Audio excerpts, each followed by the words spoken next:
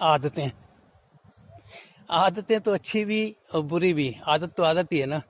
अब कोई कहे जी ये शराब पीता है, बड़ी बुरी आदत है, और उसके कहे ये सुबह देखो उसके मंदिर जाता है, भजन करता है, अच्छी आदत।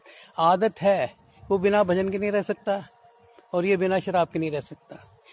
आदत के गुलाम ना बनो। भजन बहुत अच्छी चीज़ है, शराब भी कभी कभी अच्छी चीज़ है, लेकिन आदत बन गई ना जो, बस समझ लो आप गुलाम हो गए। गुलामी, गुलामी तो ऐसी है कि आपका जीवन नरक हो गया अगर आप गुलाम हो के जिए। हम देखो अंग्रेजों के 200 साल तक गुलाम रहे, क्या मजा था। अब आज़ाद हैं, घूमते हैं, मजा नहीं। तो जीवन में गुलामी जो है ना, वो सबसे बड़ा दोष है। और अगर हम गुलाम हो के जिए तो क्या जिए, ये जीना भी कोई जीना लल्लू। ना कोई रहा है ना कोई रहेगा, return ticket is confirm. WhatsApp अभी मैं देख रहा था तो ये आया होता कि जब तुम आए कोई भाई, लेकिन जाना तो तुम्हारा पक्का है, ये टिकट कोई कैंसिल हो ही नहीं सकती। मौत से हम क्यों डरते हैं? मौत ने हमें कुछ कहा कभी? अभी तक जी रहे हैं, मौत ने कुछ नहीं कहा, तो उससे डरते क्यों हैं? ये जो डर है ना मौत का, यही प्रॉब्लम है। और संत क्या कहते हैं? मौत को हमेशा याद रखो। आप देखो जब मौत को आप याद रखेंगे ना तो कोई गलत काम होगा ही नहीं, क्योंकि पता है रहना तो है नहीं। और जिसको मौत याद नहीं रहती वो तो इकट्ठा करता है, खूब इकट्ठा करता है, जैसे सदा यहाँ रहेगा। मुझे एक बड़ा अच्छा चुटकुला याद आ रहा है कि डॉक्टर मरीज के पास गया तो उसे कहता है वो आप जो है ना 24 घंटे के मेहमान हैं, और एक उससे भी बुरी खबर है। वो कहता है वो क्या? कहता है बात मुझे आपको कल कहनी थी। होगी कहानी खत्म, समाप्त। बोझ, कितना बोझ लिए हम जीते हैं। हमारा जीना तो ऐसे हो गया कि बिना बोझ के तुम जी नहीं सकते। हमें लगता है कुछ मिस हो रहा है, मिस हो रहा है। रोज रोज बोझ बढ़ाते हैं, रोज रोज। सिंपल तो सीना आता ही नहीं, कैसे जिएंगे हम? मुझे याद आता है कि एक छोटे देश का राजा, वो सुबह सुबह निकलता था और जो भी उसे पहला आदमी दिखाई देता था उसे कहता था मांग मांग, तू क्या मांगना चाहता है? कोई कपड़े मांगता था, कोई सोना मांगता था, कोई जमीन मांगता था, वो दे देता था। लेकिन वो किसी तलाश में था। तो एक दिन एक उसे वही आदमी मिल ही गया। उसने कहा महाराज कसम खाओ, वादा करो पहले, जो मैं मांगूंगा आप मुझे देंगे? वो कहता हाँ भाई मैं दूंगा, हर हालत में दूंगा, मांग तू। उसने कहा मुझे अपना राजपाट दे दो। राजा ने कहा वाह, जिसकी मुझे तलाश थी आज वो मिल गया, मेरे सर से टली बला। मैं आज आपको एक अपना अनुभव बताता हूँ। मेरा स्टूडियो था, फोटोग्राफी का काम था, तो स्टूडियो में फोटो खींचते थे हम लोग।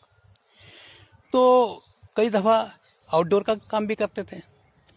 तो हमें आदत पड़ गई थी, कोई भी फ़ोटो खींचनी तो उसे कहना स्माइल प्लीज़, स्माइल प्लीज़। हमारा एक लड़का तो ऐसा था कि चाहे कैसा भी हो जाए उसने मुंह से पहले कैमरे क्लिक करते ही निकल जाता था स्माइल प्लीज़।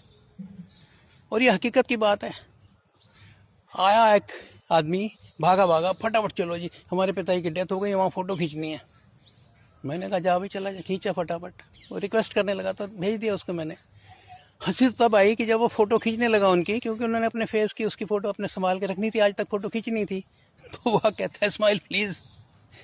वहाँ सभी लोग जो बिल्कुल मायूस हो पड़े थे अंदर ही अंदर हंस रहे थे। आदत है बन गई थी ना।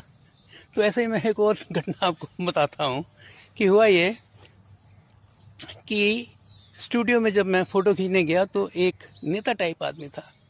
आया, कहता है जी 2 मिनट आप वेट कीजिए, मैं थोड़ा सा बाल बाल सेट कर लूँ। कोई बात नहीं, करो आराम से, बहुत टाइम है। 2-4 मिनट में बाहर बैठा रहा, फिर 5 मिनट बाद में अंदर गया तो भी अपने बाल ठीक कर रहा था। कहता बस हो गए आप बस। फिर मैं जब खींचने लगा ना, कहता 1 मिनट रुक जाओ।